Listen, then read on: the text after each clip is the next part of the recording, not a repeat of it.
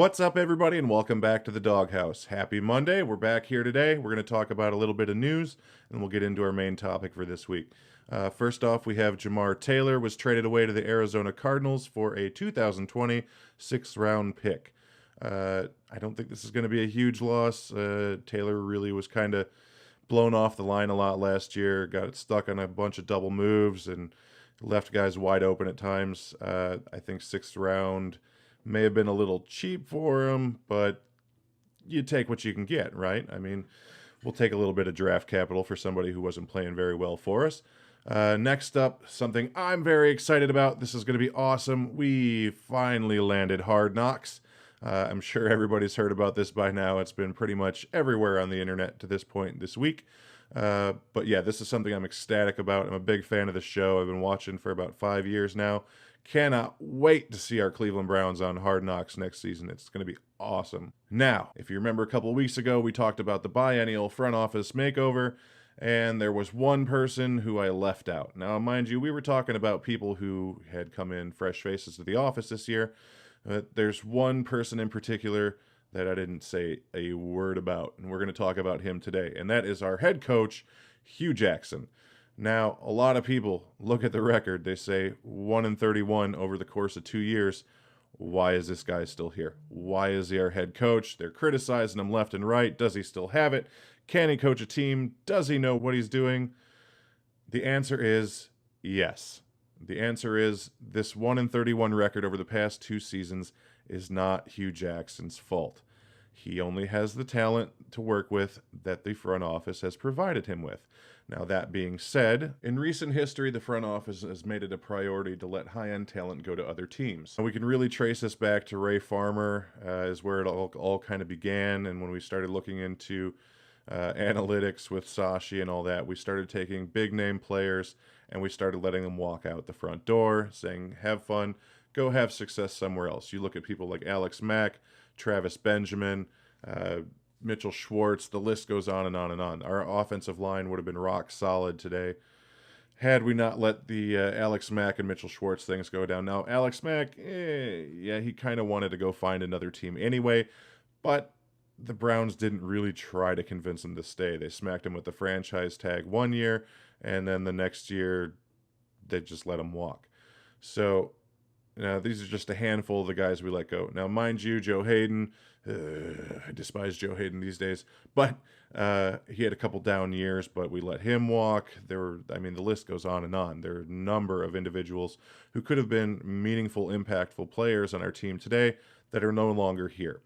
Now, the past 2 years, we've been rebuilding the team, and we took it down to the studs 2 years ago. Hue had nothing to work with. There's nothing there. Last year, last year was the worst of the 2 seasons that Hue had, with the whopping 0 wins instead of the 1 that we had the previous season. But we got a little bit more talent. We're getting the ball rolling in the right direction. And now that we've got the talent stacking up slowly but surely, you're going to see Hue start to be more effective as a head coach.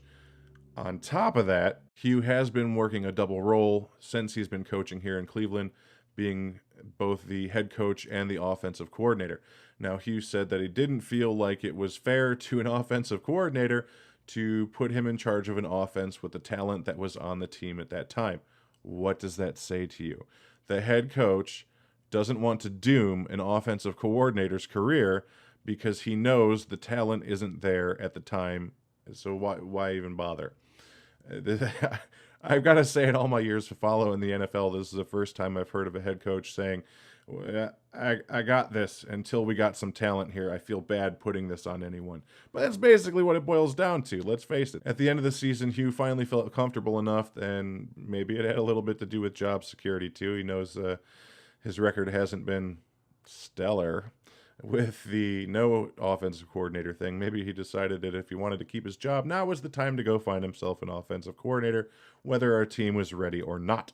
So they went out and they picked up Todd Haley from Pittsburgh, which is a great addition. The guy's been an outstanding coordinator, has been in the league for many, many years, has a ton of experience. I think is just going to be fantastic behind the wheel on the offense this year. But now that Hue can finally focus on a head coaching position instead of trying to fill a double role, I think that it's going to be a little bit smoother for him. Let him kick back, focus more, and focus on the things that he really needs to be doing as a head coach and not playing double duty. That's not to say that Hugh is without any errors. I mean, last year he made a few boneheaded moves when it came to play calls at certain points in games.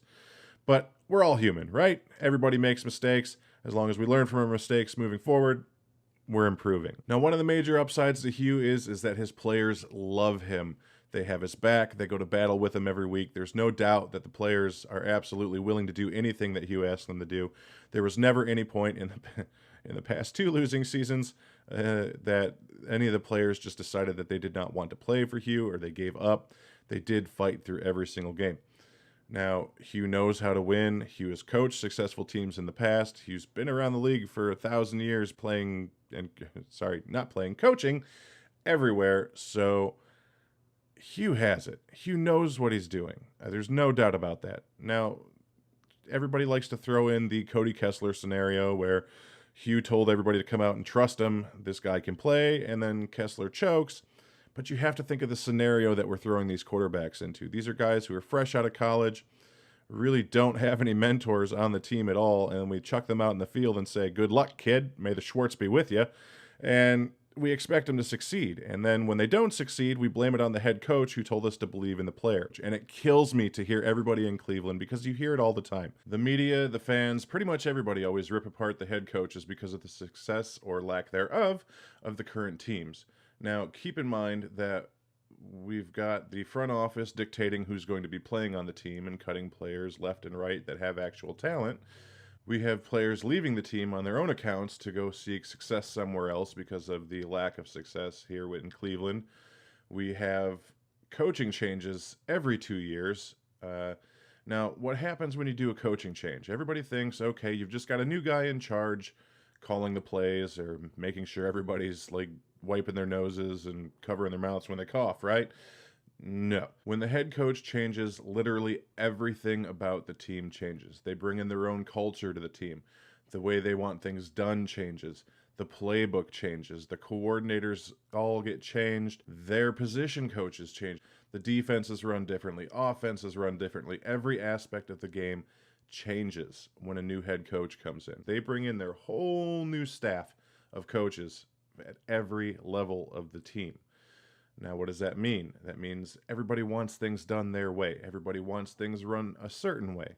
So every aspect of everything that you've just gotten used to over the past 2 years is now out the window, and they want you to do it their way. That also goes to say that the players that were drafted over the past 2 years with the previous coach are still on the team. The new coach may not like the players. They may not be a fit to their system. Now, ideally, a coach would tailor his playbook around the players that he has. Doesn't always happen. You have new players coming in that fit his scheme better. You have other players going out because they don't fit the schemes and they're not living up to what the new coach's expectations are, simply because they're not a system fit and they're not panning out. Now, if you're looking for long-term success, you have to give the coach time. It takes time. Rome was not built in a day. A football team will not be complete and built and in the Super Bowl in 2 years after a coaching change. It just doesn't happen. Unless, for some reason, the entire front office and the previous coach that came before them put together the dream team, and the coach just has to step in and say, go do things. But we don't have that here. That's not the way it works here. That's not the way it's going to work. Hugh needs time. The media and all the fans need to take a step back. They have to be understanding. Believe me, I have been aching for a winning team my entire life, okay? I've never seen a Super Bowl just like the rest of you. This takes time. Let him do his job. It will be okay. If you're even going to see any iota of success at all, you need to give a head coach, especially here in Cleveland, where things have been jerked around so much that they're just so off balance and so far away from where they should be, you need to give him 5 years. 5 years. Now, mind you, I think the 1-15 and 0-16 seasons are behind us. I don't think we're going to see any more of those, but we will start seeing improvement. Now, how many wins does Hugh have to keep his job this year?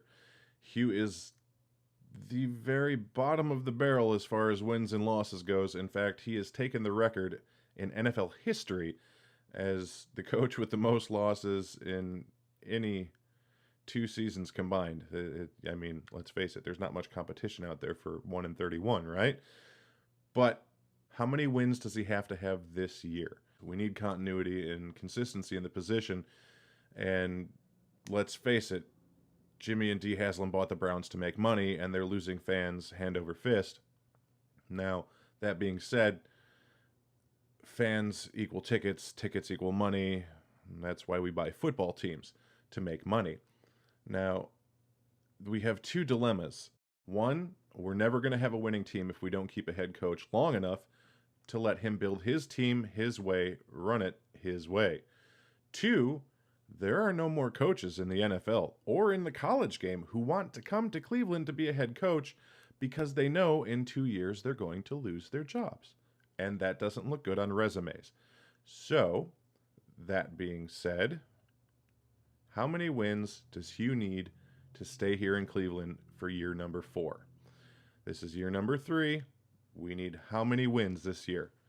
I mean, if you look at the record, if we win 3 games, it's a 300% improvement over what we had last year. What really is the magic number? Everybody wants to say, well, we're going to go 16-0. Hue can keep his job.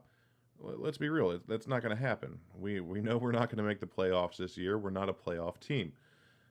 I mean, please let me be wrong on that. I would really love to be wrong on the fact that we're not a playoff team, but let's be real. It's not going to happen. So do you say 7 wins is enough? I mean, how much? It's just such a unique situation that we've never gone 0-16 before and 1-31 over the past 2 years. That what is your measure for having success this year? I mean, after last year, I'd be happy with 3 games. But that's going to be an interesting one to see play out, because I think that in order for us to have success, we need to give this time. Is going to take time. So long story short, we all need to take a step back, take a deep breath, in through the nose, out through the mouth, right? And we're going to take this chance that we have now. We have a good roster, best we've probably seen in years. We're going to let them do their thing. We're going to let Hue do his thing. We're going to let him coach the team. He now has his offensive coordinator. He's only playing one role. Stop questioning the man, putting thoughts in his head that he doesn't have it anymore. In Hue we trust. All right? That's our motto this year. We're going to let Hue do his thing. We're going to let him prove to us that he can still coach in the NFL. I think he can. Time will tell. But for now, we need to lay off all this talk of we need a new head coach and Hue can't handle it anymore. Let the man do his job. 5 years. That's all for this week, everybody. If you like what you saw in the video, like, comment, and subscribe below. And let me know what you think about Hue in the comments. We'll talk to you next week in the doghouse.